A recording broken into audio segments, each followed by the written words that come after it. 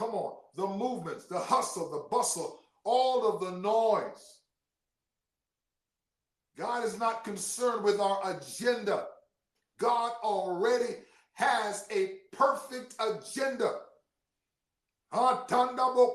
concerning the earth, concerning my life, concerning your life. He knows the plans that he has for me, the book of Jeremiah says.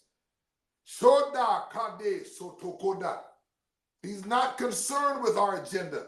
He's not concerned with the noise. So we've got to bring that noise down, because it is a diabolical plot to whisper things in our ears so that we become distracted.